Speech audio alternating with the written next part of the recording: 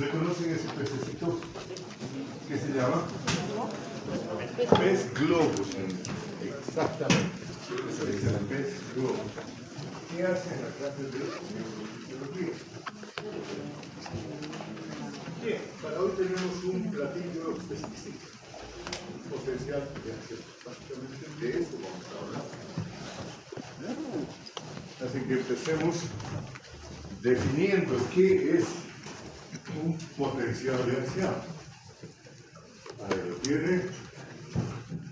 Es un cambio brusco, una cualidad esencial, y transitorio, la otra cualidad esencial, del valor del potencial de reposo de una neurona, o en general de una fibra celular de los tejidos excitados.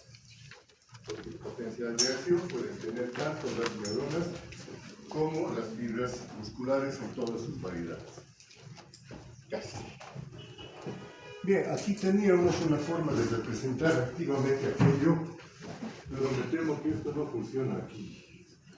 Lo maneja como si fuera un gráfico nada más, y en el cual se los describo, se veía ese cambio brusco y transitorio del valor del potencial de membrana, que siendo externo positivo, ya sea transitoriamente negativo, y después volvía a tener su valor. Y ese cambio, el haberse hecho negativo de exterior y positivo de interior, se transmitía a lo largo de diferentes segmentos de la membrana celular. De hecho, abarcaba toda la superficie de la membrana celular, independientemente de cuán larga o grande pudiera ser esa célula. Hay neuronas que tienen prácticamente toda la longitud de nuestro cuerpo. Por ejemplo, una neurona sensitiva que nos está trayendo información del dedo gordo del pie derecho, va a tener su cuerpo celular a nivel del bulbo del pie, y sus dendritas van a terminar prácticamente en la corteza. Por lo tanto, fíjense ustedes vienen de la visita para arriba, tienen más o menos neuronas de 1,70 m de largo. Y toda esa membrana, toda esa longitud de membrana se despolariza cuando se produce un potencial de acción. Les he representado solamente como recordatorio las estructuras y partes de una neurona, cuerpo celular que tiene el núcleo, al que arriba una serie de prolongaciones que traen información habitualmente hacia el cuerpo celular, llamadas dendritas, y de la cual nace una otra prolongación que se extiende a diferentes distancias, como por ejemplo en las fibras nerviosas sensoriales que habíamos visto, que se llama axón. Este axón va a terminar en una serie de prolongaciones como pequeños botones que se llaman sinapsis. Esta fibra puede estar o no recubierta de una capa de mielina, que la aísla del entorno, del ambiente periférico. Entonces ahí se las presento. Esa es una neurona tipo y aquí está un potencial de acción. Fíjense ustedes que en las coordenadas de este registro gráfico tenemos dos variables. Uno, el valor del potencial de membrana, que eso es lo que nos interesa, en este caso el valor del potencial de reposo, que es de menos 70 milivoltios. Entre menos 50 y menos 100, a la mitad, un poquito más, menos 70 milivoltios. ¿Ok? Y se va a mantener hasta que en un determinado momento ocurre ese cambio brusco en el valor del potencial de reposo, que hace que reduzca su valor y de hecho se vuelva positivo. Esta fase que llega habitualmente hasta cerca de los 50, más 50 milivoltios. Esta fase se llama la despolarización. Ha perdido su polaridad de negativa hasta más bien positiva. ¿Ok? Seguida casi de inmediato de una siguiente fase en la cual recupera el valor de su polaridad. Entonces esta fase se llama repolarización. Fíjense ustedes que aquí hay una pequeña muesquita que es más negativa que el valor del potencial de reposo de esta neurona. Esta es una siguiente fase que se llama la fase de hiperpolarización. Y después, Dios, ¿qué le pasa a este?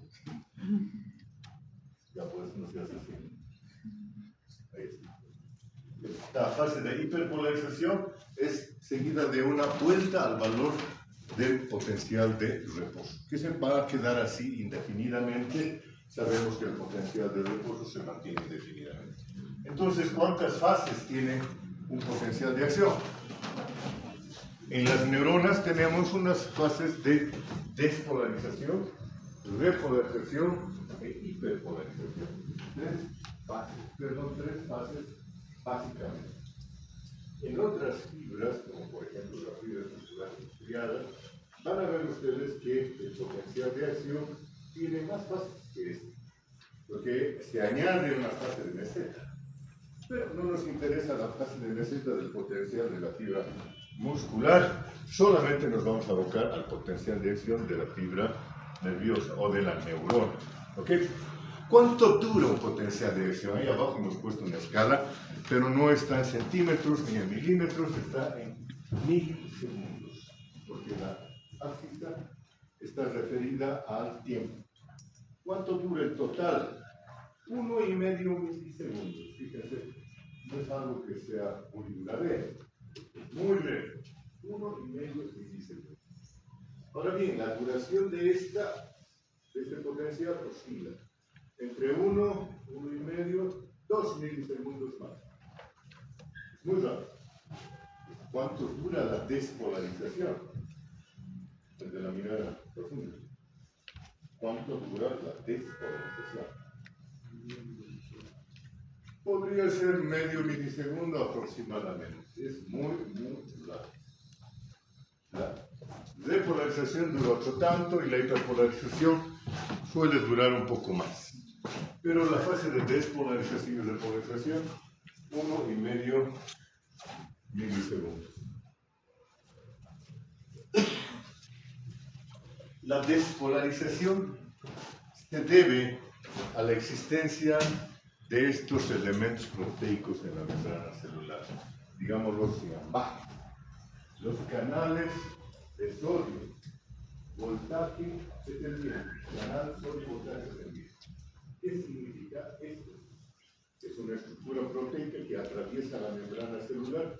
En el extremo superior izquierdo de la gráfica ustedes van a ver todos los elementos proteicos que intervienen en un canal.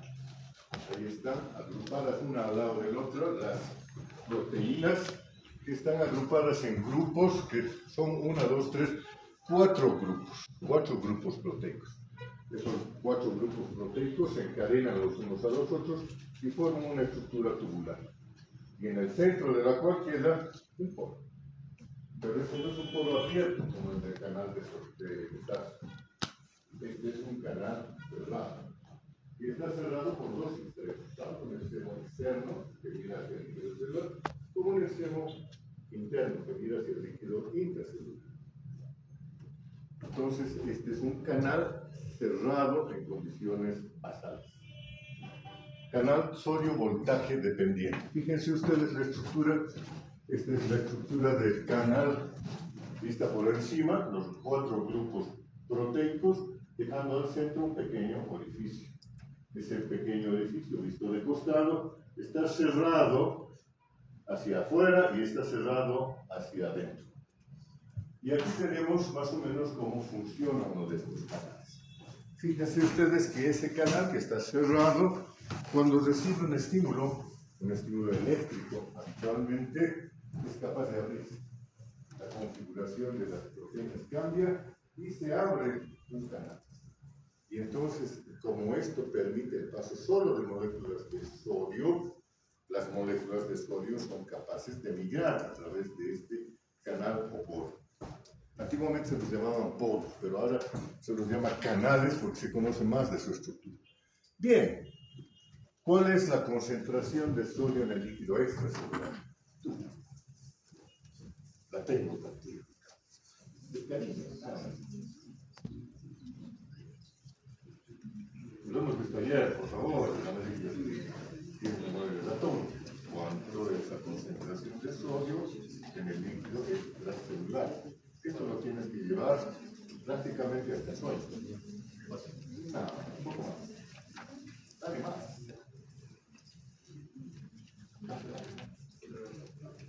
Cuatro, potasio.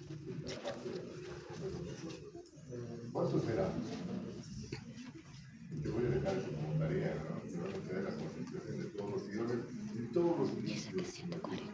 Tú la de al costado, si está bien. Ah, qué lindo, usted ni lo sabe tampoco. El hombre del soporte.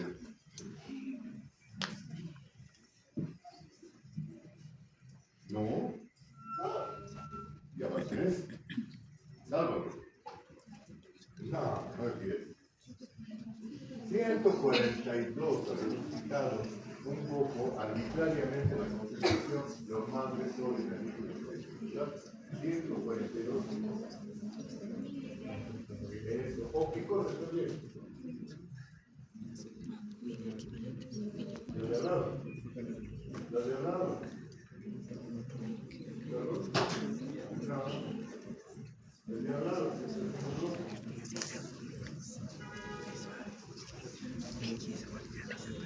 Milimoles, por favor, para los iones que tengan una sola valencia, miliequivalencia y milimol es sinónimo, son la misma. Concentración del sodio en el líquido extracelular 142 miliequivalencias son mimoles. ¿Cuánto es la concentración del sodio en el líquido? Ya está bien. Quedamos con 10. ¿Hay gradientes de concentración? Sí, un sí rotundo, por favor, masivo, a ver. Sí. ¿De dónde a dónde va la dirección de la fuerza de este gradiente? De afuera hacia adentro. ¿Qué va a hacer el sodio entonces cuando este canal de sodio voltaje dependiente se abra? Va a entrar. ¿Ok? Muy bien, y cuando eso ocurra, ¿qué va a pasar con el valor del potencial de reposo en el interior de la celda? Como la carga positiva del sodio se acumula ahí adentro, pues el valor del potencial de reposo va a ir descendiendo conforme se acumule el sodio. Y bueno, va a seguir aumentando hasta Dios sabe cuándo.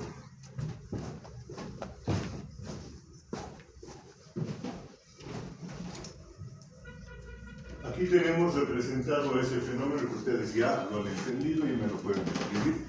Fíjense en el extremo superior izquierdo de la gráfica.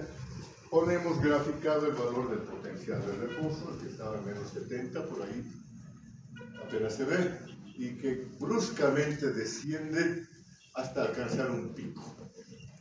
Ahí abajo de la gráfica hay una concentración, una tablita con las concentraciones de sodio en el LEC y sodio en el líquido.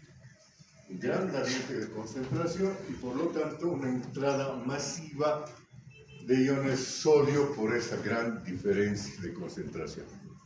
Muy bien, el proceso por el cual un canal de sodio voltaje dependiente que estaba cerrado se activa, se abre, permite el paso de los iones sodio y después puede inactivarse, como en este caso, cuando por la configuración de las proteínas se cierra por dentro. Esta es una condición de inactivación. Esto es abierto, cerrado. Activado, cerrado o inactivado. Pequeñas variaciones en la terminología que hacen a ciertas propiedades de este canal de sodio voltaje dependiente. Ya las veremos en su momento. Muy bien.